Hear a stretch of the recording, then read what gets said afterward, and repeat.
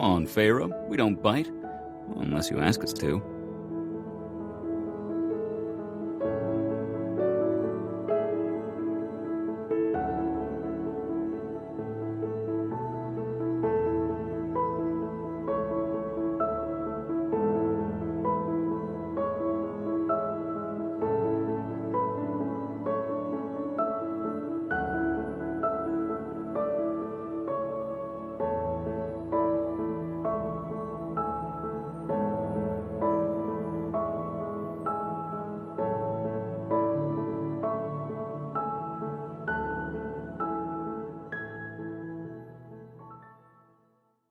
Hi, and welcome to Twin Flames Between Worlds podcast. My name is Tabitha. And I'm Liesl. And hi, and welcome to our second mini episode of A Court of Silver Flames by Sarah J. Maas.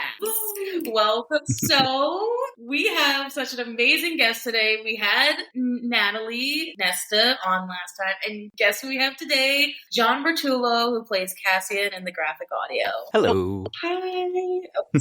We had so many technical issues going in, but now we got it. This is amazing. Mm-hmm, finally. Everything's working. Yes, everything's... We were like, what's going to happen with a voiceover interview? Just have him I said like a reverse... I like reverse Uno'd him with my computer. Yeah. And it was like, so all we're going to see is your face, and that's it. Yep. I'll just, you have to base... it's... What is it? Not categories. What's the one where you... Charades. We'll just charades it. Yeah, I'll do some interpretive dance as an answer to any of the questions. Right. And it's just like, that's going to be... It gives me plausible deniability, though, if you misinterpret an answer and someone comes back, dude, you can't say that. Well, oh no, I wasn't. That was them. They totally just misinterpreted. Weird. Blame us. I will take the blame for sure. I am that friend at every bar though. Blame her. No. But yes, go ahead and introduce yourself to our audience. Hi, my name is Jon Vertullo. I'm obviously an actor, and I've had the privilege of playing Cassian for a while now, actually. Oh my god. It's been since 2020. I know, it's been a minute. Oh my god. And the Hulu thing, is sort of in pre-production hell, so until further notice, I am the default Cassian until they get someone a lot bigger than me. Short king. I don't know how short, I don't know how tall you are, but I'm assuming. Not Cassian height. I'm 5'8", so not Cassian. Isn't he 6'4"? Cassian's... Yeah, he's supposed to be huge. He's just cast Jason Momoa, let's be real. Just AI, age him down. He's fine. Well, because when we talked to Henry Kramer, who plays Tamlin, shout out boy, he's just he's sitting there total Tamlin vibe. He's like, I could play the short king, and I'm like, babe, physically wise, no, but effort and voice wise, yes. Hell yes, because we have been saying, we said this to everybody, so we're trying to put it out in the ether for you guys. We want this to be an anime cartoon style. So that'd be great. Yeah, because then you have a cast. Yeah, I selfishly would love that for me to be able to just segue right in. Well, yes, you guys are so much in my canon now that I can't register someone else. Even if I do physically see them, there's a level of, the voice is not but... So... Well, I appreciate it, yes. Well, speaking of the Hulu, I literally have spoken to my on-camera agents about how, hey, look, I had to audition and be approved by Sarah J. Maas, so she already kind of knows my work. Maybe we figure out, I know I can't be him, but someone else? Maybe? Yeah. You know what? He'd be a good jury. I could see that. But see, then would that cause rage of no, please, this other dude. No, now we're Kristen. I don't know. None of that. Caused outrage. I was just thinking... Troy Baker was in Last of Us as not the main character. Was it Troy? Who voices it? I think so. I think you're right. I think it's right. I think it's Troy. But I'm again... Yeah, Joel Miller in Last of Us. I was right. But he was in the HBO show as one of the antagonists of an episode. So they got him in there. I love his voice acting too. So I guess to get us started into the interview, tell us how you got into voice acting, and do you like to do any other type of acting? Yeah. I personally, I got my start in theater. I started performing 10 or 11, so I've been performing for a while. But I started on stage. I like doing on-camera work, but from a functional and business perspective, voiceover is kind of better because I can do multiple projects and shows, and I can do a commercial commercial piece of an audiobook and, sections of a video game in the same day. Whereas if I'm on set, it's just that project. I can only do so much in a day, and it's kind of fixed and locked. And then there's the hours in a makeup chair, and well, there's a lot of, I don't know if either of you have performed on set, but it's a lot of sitting around. It's the phrase is hurry up and wait. So there are challenges to doing on camera, but it's great when you actually get to be in a room, moving around a space, manipulating things that you can really hold in your hand, and you have these beautiful sets to work off of, and the other actors are physically there, and you can react to what they do, and something that you had in your head can be changed in the moment when you just get something different on a different take. So there is a total plus side to it. Downside, you can only do so much in a day, and so little of it has to do with you, and so much of it has to do with just the logistics of building a beautiful set. It takes a long time. Changing the camera setup, moving from, okay, well, we were locked off, now we're going to Steadicam. All right, so we got to get a whole separate crew in. They've got to run new wires. If to change the lighting because we're moving around the space, we were fixed, now we're moving. So there's just more complications, but it's really fun. With VO, I can do everything, and it's really fun. For sure, because when we first talked about this, not we as the rule we, was because I've only done stage acting, really. I mean, we did some voiceover classes, did some excelled hella, by the way. I did that one take with just a random piece of script, and I was like, but I wanted to highlight what you talk about with the in-person, going off of somebody else's, that's the whole crux of stage acting, and that what I love about it is that, different nights or even different rehearsals, the energy is going to be a little bit different, so I feed off of it in a different... The audience, too, that changes a huge amount. Do you get anxiety from them? Are they in say it's a mystery, are they really invested in what's happening? Are they holding their breath? You can feel tension increase, and you're kind of like, oh, I have complete control of you. You're actually listening to every word I'm saying, so I can milk this. Or oh no, we're kind of losing them. Okay, how do I refocus? Because they're distracted. How do I refocus to get them to refocus? My most iconic moment of that, we were doing a Much Ado About Nothing. And I think I had 2 lines. This was freshman year of college, and 2 lines needed to be said. It was a Sunday matinee. If you know, yeah. And I just remember the kind of audience was dead, and we were getting up to the Claudio scene. And so it wasn't scripted. I just kind of had this thought to just pound my foot down and I want you to hear me. Because I'm always in the background. And I had this one line. I was going to milk the shit out of it. And I did. And the audience yeah, there it is. Went up. Little jump start. I had a little, and I was like, why was there applause? What happened? I don't know. Live theater. And it was just it's like you were talking to the audience. Yeah. And I think that is the challenge, too, of any medium that isn't live, is you make your edits, you pick the scenes that you think are most effective, most compelling, you put them together, and then you play them for someone, and you just watch. And you can see where the attention dips up and down. You can see, I thought that was the most effective way to do that, but was there a better way? Was there, that's why as challenging as test audiences are, that is the important factor of test audiences. You'll see really fast if an edit's working or not. Because you can just watch. And that's why, I don't know if you guys have ever been to a screening of something that's not out, they're just doing a test audience for. Yeah. They literally have cameras. They're filming audience reaction. And they have it time tethered to the playback. So they know at what point, at what cut, at what scene are we losing attention? Are people choosing this to go adjust their seat? Or kind of they're having a side conversation here. Oh, they're disconnecting. Okay. Or what points are they just glued? And this is everything, every edit is working because we didn't lose. But you only find that out after the fact. That's true. So yeah, no, that's interesting because smart. Well, and especially with voiceover, that's why at first I thought it was so tough, because I was like, and why ACOTAR, the direction, the sound design, everything. When I say perfect production, I'm saying this from my critical viewpoint. I have listened to a lot of graphic audios. There are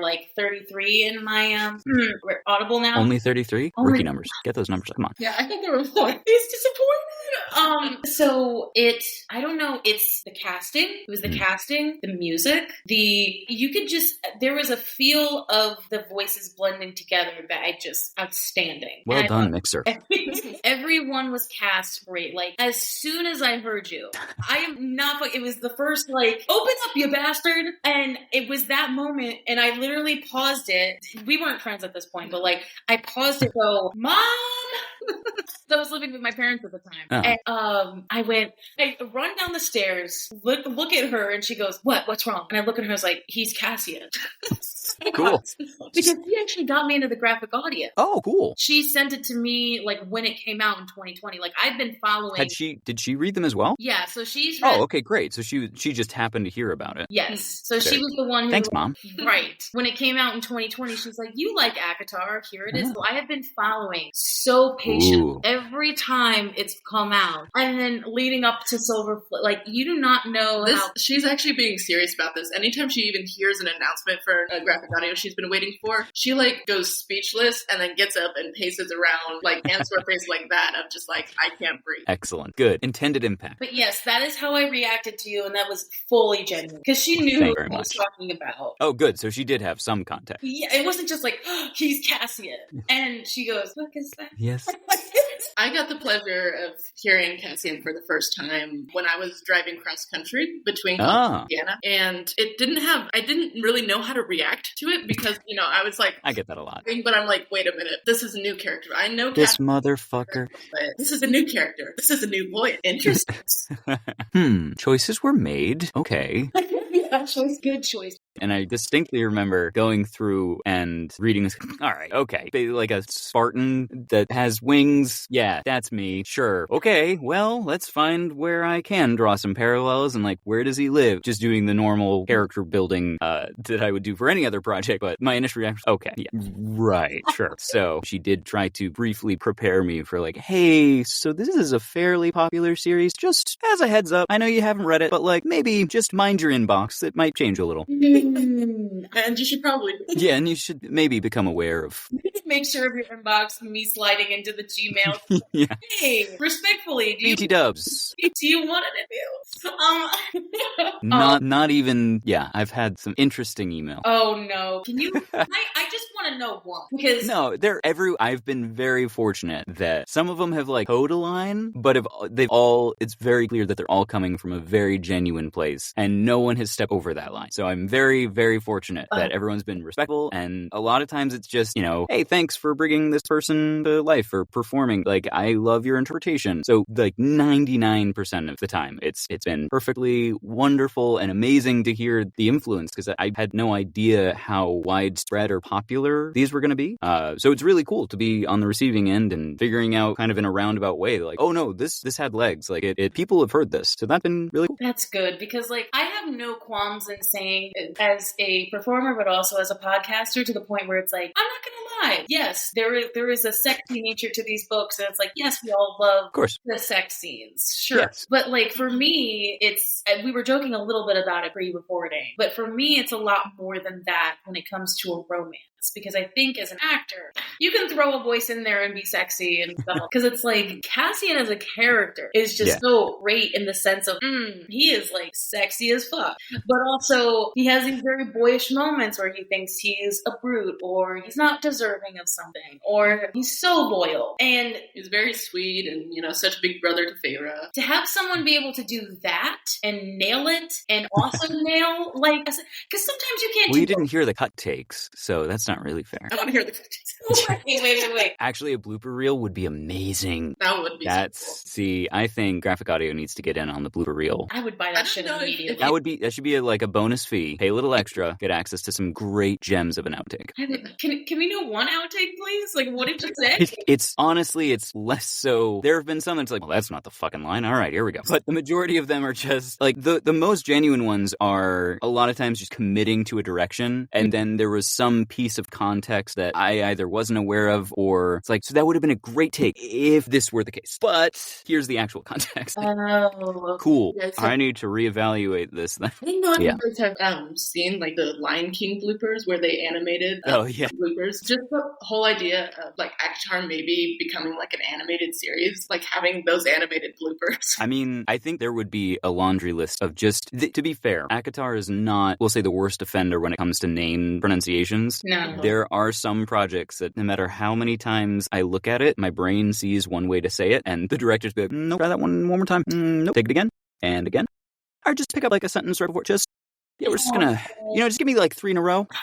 So, it's, again, ACOTAR, not the worst offender, but you would get a lot of just like the same word, a bunch of actors doing like, oh, hey, there's one. Great, stop. We got it. Just move on, please, for everyone's sake. So do you like fantasy romance type books, or like what typical? Yeah, I will say I unfortunately have less time for them than I'd like. So honestly, for me, audio dramas, especially for me, audio dramas help if I'm trying to multitask, because having voices that aren't just someone putting on a voice helps me distinguish like, oh, it's like 6 people talking in a room, rather than subtle shades of different voices. Yeah. So if I am trying to multitask and take care of my family or do whatever around the house and I'm not actively working, same with like putting a show on in the background, it's really hard for me if it's not work reading and like I'm doing a pre-read for another audiobook or reading a script or something work related. It is hard for me to find the time to actually sit down and read. Reading for pleasure has gone the wayside, unfortunately, but that is, I can still consume them in the form of either audiobooks or audio dramas.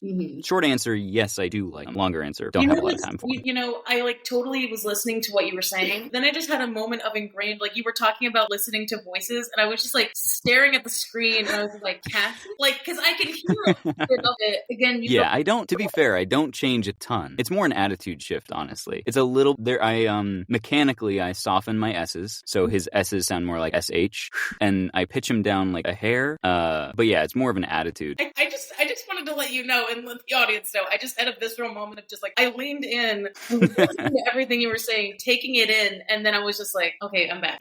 We're good. Yeah. Like, just spacing out, just watching. That's fine. Wait, I also get that a lot. Just the blank stares, like, and I've lost you. Okay, fine. Fine, it means she loves your voice. It's a compliment thing. That's it. I thought I was just losing attention like I normally do.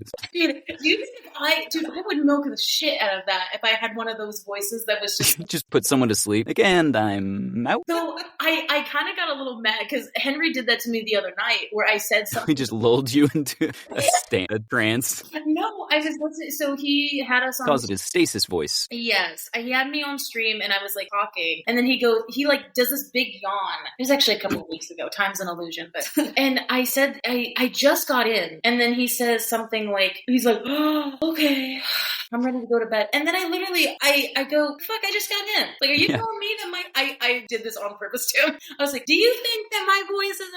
And I like went up and then everybody like perked up. And it was like the change. I love changing my... But if I had a voice like yours, shit, I'd be milking this shit out. I mean, in theory, as a professional actor, that is kind of what I do. Yeah, I get people to pay me money to talk, which is awesome. It's amazing that people are willing to do that.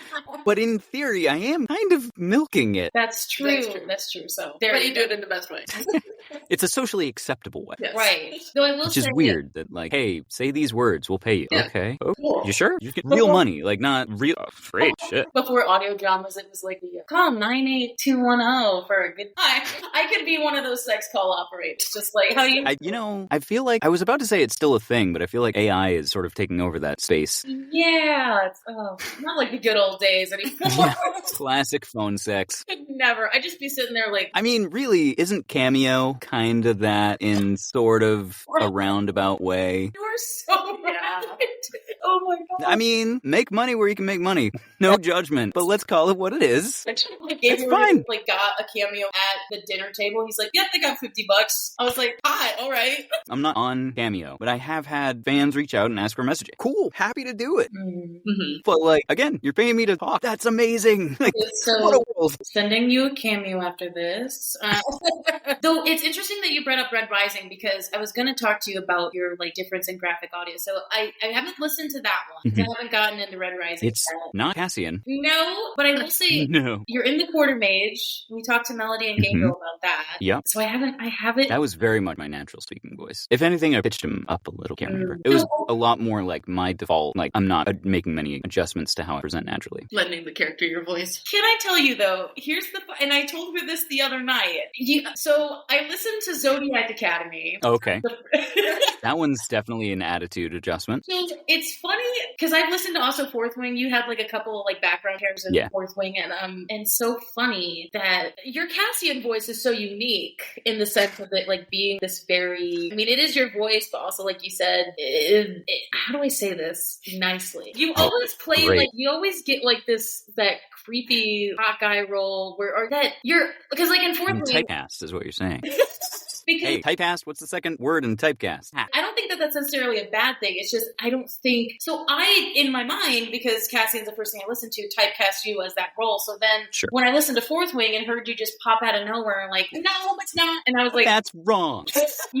I went, wait, is that Jon Vertullo? And then I, like, went back and I was like, that is not him at all. And then I listened to... God, I told her, this is iconic, during dinner. I was like, so I just listened to Zodiac Academy because it has all my favorite people in it. God, he's so creepy. Like, creepy that way. Right. Yeah, totally. Because, like, it was the iconic line of, like, sucking her blood and then all of a sudden just, got it. And I was like... What a dick.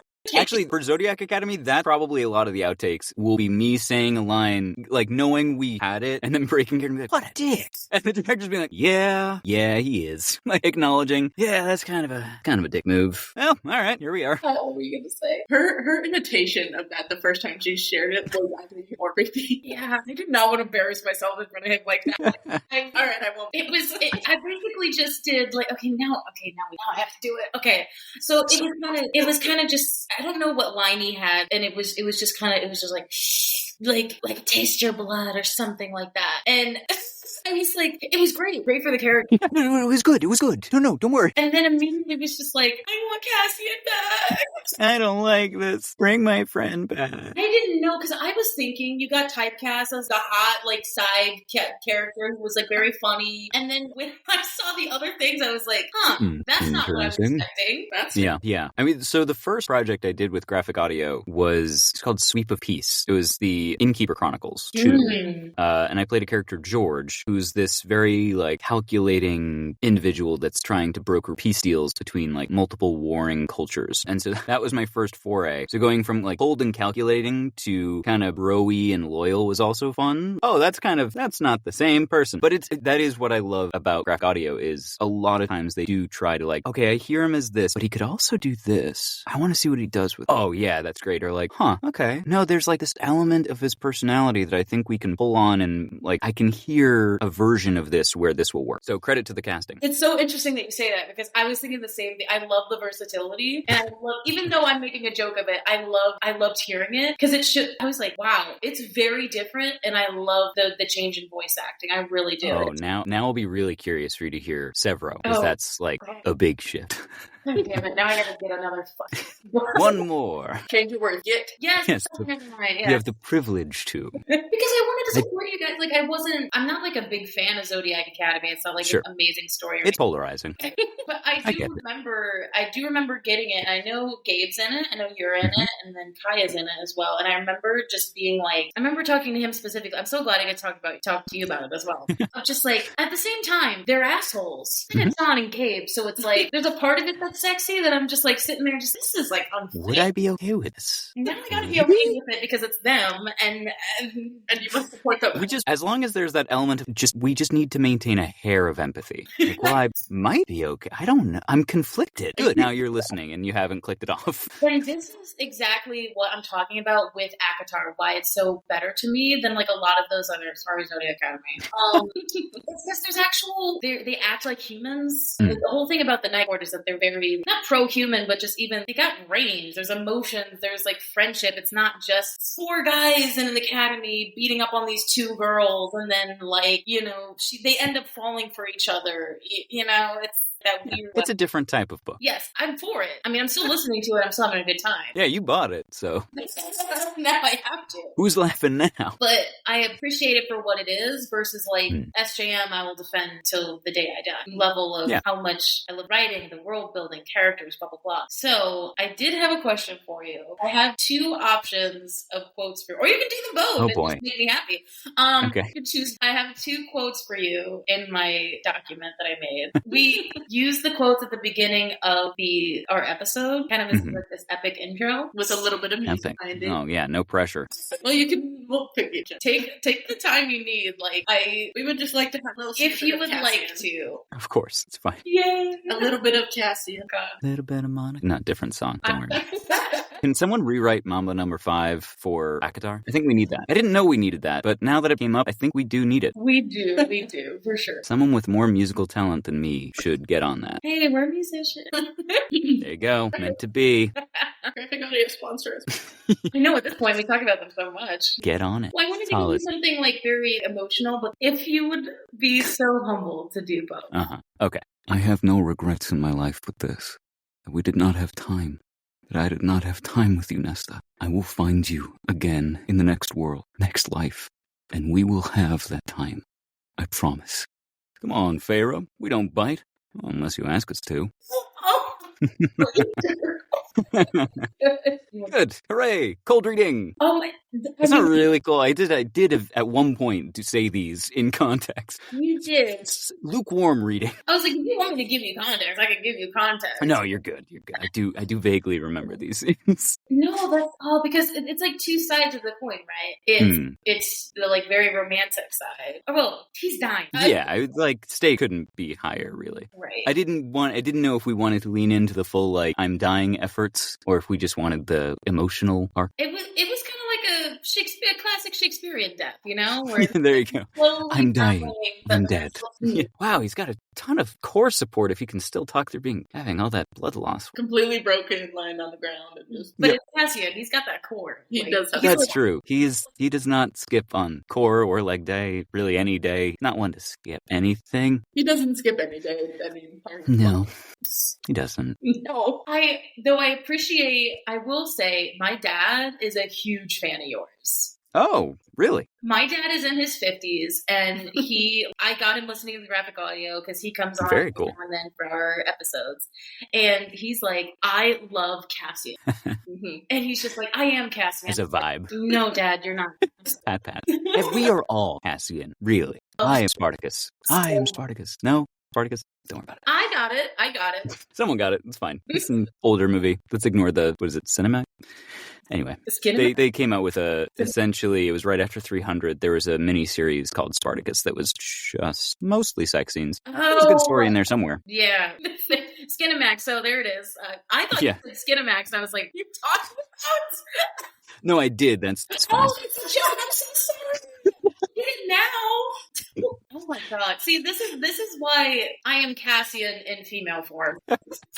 I got it late, and it just takes you a little minute to process everything. You got there. It's all good. No, but I wanted to shout him out because he loves you so much. Oh, yes. Well, no, I was just going to say, the dedication to commitment and self-improvement, that was absolutely... My father is very much a workout fiend. He's healthier than I am, and he's obviously older than me. I think his doctor actually said he had the lungs of a 22-year-old, and I was like 26 at the time. He was like, so your lungs are effectively younger than me. I have feelings about that. But no, that like the mentality and it's literally not about anyone else. It's just about like, no, I do it for me because I feel better. That's like 100% pulled from my dad. So I appreciate that I appealed to your father in that sense of like, oh no, I get that about Cassian. Yeah. Mm-hmm. Awesome to hear. That man doesn't get excited about shit. And so I was like, oh, I'm talking to Jon Vertullo, and he goes, really? I get excited. He's like, you're talking to Cassian? Can you like... Oh, should have brought him on. Guest interview. He's watching the Super Bowl pre-shit now. So that's fair. All right. I can't compete with that. But... I don't have that pull. I get the football. I get. So we're allowed to, I'm going to say right now, we're allowed to talk about spoilers if we're getting into the last bit of section. So for all of you who have enjoyed the interview so far, hi, bye. Or hi. We'll see you later when you catch up. Or catch up, please. Or if you just don't give a fuck, then you can go on. Like if you don't care about spoilers, sure, keep listening. We can talk about everything up into the end of Silver Flame. Game on. Yeah. So I guess starting off, now we're getting into the spoilers. What did you think of overall the whole ACOTAR series? I mean, I've said this before in some other interviews, it's really interesting because I feel as though when we're first introduced to a lot of the characters in the series, they present as kind of archetypes. Oh, it's this typical, either the jock that's a little brash, or, oh, it's just the brooding, teenager, the angsty teen archetype. Like, they're kind of, that archetypical presentation is just, it happens in YA fiction. It's just a thing. And there's nothing wrong with it if used appropriately. And what started off as very archetypical developed into like, oh, people actually found their own voice, and it's not breaking the mold of the archetype, but it's building on it and actually fully fleshing out like, oh no, this is a human being. This is a real person that has, thoughts and feelings beyond just the surface level that you thought you were going to get. And I really appreciated about Maas's writing is she'll start from kind of a core concept, and then you'll see it really get refined, and people start developing much more pointed points of view that you can tell even if you don't have context. Like, we're inside this person's head. Oh, now we're in this other person's head. I don't need the context. I just know their voice. And so I really grew to appreciate it because of that. So I've enjoyed it. Mm-hmm. No, we talk about that constantly because I found her writing when I was getting into college. And so it was nice to see archetypes of women and just men in relationships kind of like overall be so different, but also like in a fantasy world so realistic to where it's like you don't fall for the first person that you meet. Or what you thought was love isn't really love, but in that situation, it kind of turned felt into like that. it. Yeah. And then you find somebody that you actually really love, and especially with like Feyre and Rhys, and then her finding her own found family was beautiful of like, we can have these hot guys around me, and I can be respectful. Like, me and Kat. I can acknowledge you're hot without like jumping into bed with you. Yes, because we're friends. Like, I can never, every time somebody brings up about like Feyre and Cassian, I just like, and I was like, ooh, why? Yeah, I can't see it. That would feel like a violation of that relationship. Yes. That's like brother sister. That's incest right there. That's incest. I mean, different strokes, I guess. There's a lot of like subsets of the porn industry that would really like capitalize on that, but I'm good that you know of. I want to know if they had. Rule 34. Just Yep. putting it out there. If you've thought of it, it exists as porn. Why did you think of it? Sorry. You just willed it into existence. So congratulations. Thank me for all that. You're going to start getting some interesting emails now. Just like, no? Thank you. Thank you. Oh, wow, that's artwork. Holy cow. I think like what's funny is that, I don't know, when we're on screen, like we are bad bitches. But we're not a conventionally attractive people. So I disagree. What? I think we're attractive. There you go. I mean, I think we are, yes. But I'm not getting anybody in my DMs for my soothing voice. So there you go. Yeah. Mine is the like, you hear her and go, yes, dear. That's my voice. Cass get cat. Just saying. That's true. So I appreciate what you said about that with ACOTAR because I feel that 100%. And then what did you think about where Cass's character went? Because again, we get like this, I felt really bad for him all the time. We get Nesta's POV in Silver Flame, but it's like leading up to that, he's out of all of the people that would have this very harsh relationship getting into, I mean, again, it was fucking worth it. The work that went into it and the patience that it took. I was like sitting there as a woman being like, if I had this man coming up to me and saying all these romantic things. More, what have you done? Yeah, what is happening? Right. Yeah. I mean, I think a lot of that too can also be attributed to, I think Cassian doesn't even fully have his head wrapped around mates and how it's changing his internal perspective. Like, you can see when it first starts happening, he's conflicted. He's not all on board like, oh, great, cool, mate, done, let's go. It's like, what's happening? I have to think. I don't like you. So there is something to be said about the cauldron or magic compulsion overriding, we'll say, maybe the brain and logic center of like, I don't like this person, but I'm being told I need to. So here we are. That's interesting. So are you saying that he didn't like her at first? I think he found her off-putting. Because he even kind of says as much to Feyre towards the beginning, like, dude, the hell's up with her? Yeah. Like, she's got an attitude. Can we just not deal with this? That's like, I honestly, I could see that. Because what we've talked about is that we think Cassian it was more similar to like love at first sight. But interesting. Could see that because, he at first... Did I just shatter your world? I'm sorry. He couldn't stay away from Nesta. Yeah, it became compulsion. Yeah, but I think this one is different. This one is strange. I'm going to be on guard about this. Yeah, I need to put guards up. There's something about this that is unfamiliar and uncomfortable, and I'm good. I don't know if I like this. I don't know how I feel about this. And it's that exploration that he's like, oh, mate. Yeah, so he was probably sensing the mating bond, but he had no idea. No, he bristles at that. This is a new sensation. Mm-hmm. Objectively, I shouldn't why do I keep wanting to come back to this? Like on paper, I shouldn't like this, but I keep feeling compelled to come back. And you get that the tension of him kind of wrestling with X. Either does he accept the mating bond? Does he fight it? Does he genuinely have feelings for her? Is it just the mating bond? Like, what is happening? I think it's also the fact that as a general, he's used to having control of himself, his body, and his situation. And so he literally has the rug pulled out from under him, and he's, I don't like this, I don't like that, I don't feel guarded against her. She's literally the fucking, if we had a desk of pencils, one was out of place, it just kept getting out of place. That is her, and he's just trying to, and it's oh my god, Sorry, the reason that I'm having a mental breakdown as you guys are talking is I relate to the Cassian-Nesta relationship so much. So the fact that he said that is going to be my man, where he's like, God damn it.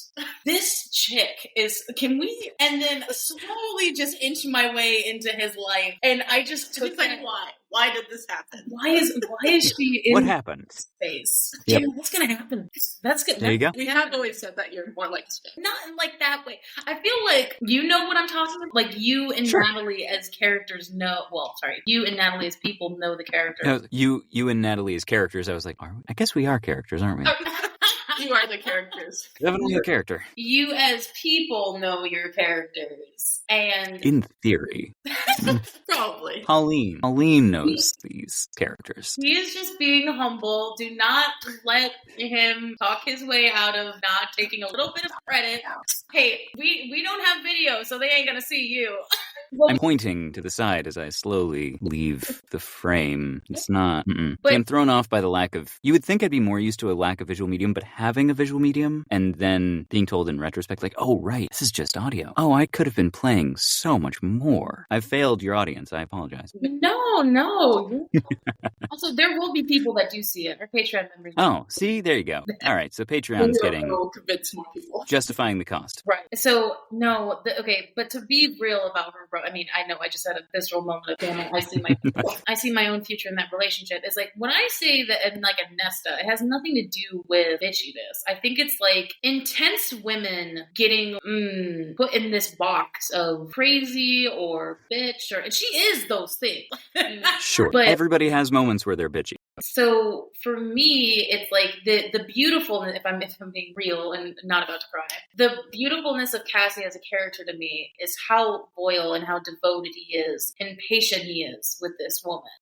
A level of romance where I want her and I want her to get better. And I know her potential. And it's seeing a guy in literature be able to, I don't know, be loyal, but see that even through the hard shit, because that's a real life romantic thing where it's you're married, when you go through, you have to know the hard times before you're getting in deep with somebody. Yeah, and I think that's, to your point, that is what makes kind of the human aspect of all of these characters come out, is for a real long-term relationship, am I willing to be with this person and want to get through the hardest of moments no matter what? Let's be reasonable. Murder. But would I support and try to help that person even at their worst when they're just in this terrible space? Do I want them to succeed more necessarily than my own self? Do I care about lifting them up and putting them in a position that they can excel? Because that would make me happy, seeing them excel. See, this is why he's in a successful relationship and married. This is what I'm talking about. That's the trick. No, you're just a good man. That's it. That's very good. That's just, you're getting a sliver. It's just the surface. It's all lies. Their relationship is beautiful. I mean, I love Reese and Feyre, but also the level of your voices blend so well together, though. I have to tell you that. You and Maas's voices are amazing together. Oh, I it's honestly, having never performed in a room with her, or it's only after the fact. Insane, because especially when, like, especially talking about a sex scene, especially I've only ever done it on stage. So the level of, like, the conceptualness of, like, me not feeding off of another energy for, like, a sex scene is impossible to me. Because then I'm there making noises, and then there's not, like, a... Which, to a degree, you kind of are. But you also like, well, okay, let's build in an arc. There's usually a beginning, middle, and end. So how do we make this, and what's happening in the context of the story? So again, that's like, she has to track all of that. And she'll have extensive notes in any scene, whether it's a sex scene, a fight. There's always an arc and some sort of purpose to that scene outside of just they have sex. So, okay, find the story within the story. That's really like one of the keys to it is, all right, where's the arc? What do I need to get to make sure I can communicate that with just noises? Sorry, I was like, I agree 100%. I know we're getting towards the end of our time, but we did want to ask if there was anything that you wanted to promote about your upcoming work or anything else. Oh, let's see. NDAs being what they are, I can't actually talk about too much on paper, which is cool and exciting, but it makes promoting difficult. Yeah. So there are things in the works that I have. Some of these things take a long time to come out, so I don't know when they'll actually come out, but they're exciting, and it was really cool moment in my career, and I hope things turn out well. But yeah, I record all the time, so there's lots of things. There's books, so keep an eye out on Audible. Graphic Audio always is putting out new content. I know if any of your audience are into the Red Rising series, we have some new ones that just came out and will be coming out soon. So new additions to Red Rising. The on-camera world is sort of picking back up post-strike and post sort of holiday break. Yeah. So things are picking up there as well. So yeah, just kind of stay tuned. Do you have like a social media, or is it more just like your website? So the only real social media I use, I am on Reddit, but more for entertainment, honestly. And I do periodically check in just out of curiosity on the ACOTAR subreddit. It's always fun to watch people like fan theories, but I'm usually I sound like such an old man, but I'm on LinkedIn a lot because there are a lot of casting directors that live on LinkedIn, a lot of video game companies that live on there. So that's pretty much the only one I actively maintain. I think the only thing left on Facebook for me is like my professional page. So I don't really look at that. Thank you. But yeah, I'm not huge, which feels like I'm like the worst voiceover actor because I feel like every other voiceover is huge into social media and really diligent about maintaining it. And I'm just... I don't do much social media. LinkedIn aside, I'm pretty good about maintaining that. LinkedIn. That is so fucking hilarious. But at the same time, I totally understand it. Well, I'm becoming Gabriel's personal assistant, so there you go. You want somebody to run social media? I know, I literally like straightened my jacket up. Yeah, truly just pop collar a little bit. Just, I was like, you want to be on Instagram? Sure, I can go through all those DMs for you. I was going to say, that is a world I didn't get into it when it first came out, and so I can't imagine stepping into that world after the fact. So, yeah, that would be fascinating. No, but I will keep that in mind. So now I have to listen to Red Rising because now, I over and over again, I love your voice. Thank you very much. Cassian, I love your vibe. I love your comedy. God, I don't know. I'm so surprised. You actually have a personality. So actually, this is an interesting question. What did you expect? What did you go in with expectations? Ooh, questions for us. Okay. Yeah, I got to flip the script a little bit. So you think of your answer. I'll say mine. I actually didn't really know what you look like. Okay. Into this, and I haven't listened to Silver Flame graphic audio yet, actually. Buckle other up. than the dining table scene. Okay, so you've had the one exposure. Yes, long before I even started my ACOTAR journey. But since she has been more of the fan way before me. So going into this, She went out and bought Bojangles when she saw it. This is an interview. I get to interview an actual person. I get to interview someone who's actually out there putting creative content out there. So I feel like I go into it with an open mind. But honestly, you are just delightful. You are. Oh, thank you. And your voice is really soothing, and it's just so fun to talk to you. So I've been having a fun time. Excellent. Glad to hear it. My two answers of you, as your Cassian, for sure, I was expecting big brute, but I wasn't expecting so much of an emotional connection. I don't know. I don't really know what I was expecting. But it wasn't this. Well, When I saw him, I go in with no reference of how you look personally. I mean, I was expecting somebody maybe a little bit bulkier because you have such a deep voice. Sorry, that's not no. Yeah, I have a fairly slight frame, admittedly. I'm small. I don't know if I want to say that on camera. I was gonna when I go to a club, like I always single out. I am a plus size, as you can tell. But I have a very big frame for a female. Okay. So I always seem to pick out like the string being guys that I feel like I crush with my entire being, and they get scared. So Oh no. It's fair. No, I wasn't like expecting something from your voice, but I guess I was expecting like. But then also Henry has such a deep voice. You both have like deep voices, and he's like short and also kind of. We just have like disproportionately longer vocal cords, right? But then we've been in choir before though, and we've seen some very that bass comes out of nowhere. Like what the fuck? Like Josh, I scared him too. But as your voice, like it was spot on for Cassian. Like every moment, every character inflection, every moment that, like, especially I have to say, the fucking after the the fucking the after dance scene, the very sweet like moment. He's just like, well, it's not sweet. He's kind of yelling. But he's like raw, emotionally raw. Yeah, he's like, and like, you can fucking marry him, and good fucking luck to you. Oh my god, I'm happy for you. Like, I'm happy, you? But then like the immediate change and shift, I was like, holy fuck. Are you sure you're happy, Cassian? I deserve Ferris. And then all of a sudden he goes like very deep, and it like just you're not gonna marry him. And I'm like, no, I am not. Yes, sir. I will tell you this, like I told Anthony Palmini, you are both there's a TikTok trend that oh boy. I'm not really into TikTok. Your TikTok trend, I get nervous.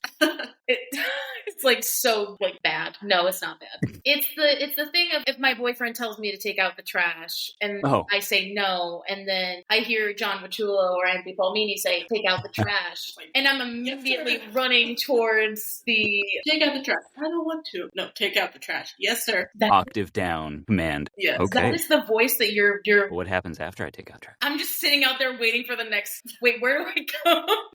Why am I out here? What am I doing? What happened? And I will tell you, Gabriel used that on me this weekend, and I literally said, fuck you. See, he's weaponizing it. But I love him to death. He's got to register. It's like boxers having to register their arms as lethal weapons. You have to register our voices. Well, we can compel people. We probably shouldn't abuse this. Salsa for like chips, and then I said, I'm still at the grocery store, and it's LA, so it's going to take me an hour to get up to him. And then he said, leave now, in his Zayden voice, and I'm literally on the phone with him in a group of people. Yes, sir. And I'm like, how dare he? That's not allowed. He wanted to see you. I hung up on him, and then I said, fuck him. And the woman next to me just went, and I was like, okay. But anyway, respectfully, that's how I feel about your voice. And I will I appreciate it. that. So thank you so much for being on. I love you. Well, thank you for inviting me. You're such a great person. Thank you, Jon, so much for being on. We really appreciate it. We talk so much about the graphic audio, and so it feels starstruck. At this point, it's like the 7th interview, but also I get starstruck every time I get to talk to one of you guys. Oh, because again, in my canon. So it's like bringing a character out of the book and actually talking to her. Weird out of context, huh? Yeah, weird hearing Cassian talk about we're talking about Cassian's talking about theater and juggling and chicken. Yes. And chicken. Yeah, sure. I appreciate it. So yeah, guys, please. He has a Facebook and a LinkedIn. So I don't know if you follow LinkedIn, but anyway, please follow the graphic audio and look at Jon's website if you want to see more about. I'll put it in the description for more of his work and for whatever is to come for you in NBA land. So yeah, please follow our Facebook if you want to follow us. We're on it. Well, you don't have a personal. You don't have a personal Instagram. That's fine. We're not on LinkedIn. But we'll make a LinkedIn. Reddit. Just get on Reddit. It's fine. I have a Reddit. I am not. There you go. I have not went down that rabbit hole. You should try the ACOTAR subreddit. I'm afraid. I don't know if I want to. Anyway. But so yeah, please follow those, and we will be going through chapters 14 to 17 of Silver Flame next time. Which is, by the way, Jon, I am fucking them over so bad. It is right before the kiss scene, and I feel so bad because I can't go on. No. That's all the cliffhanger. That's done by intent. It is so true. So we're gonna get to that, and so we will see you guys all in the next episode. So Bye. Bye.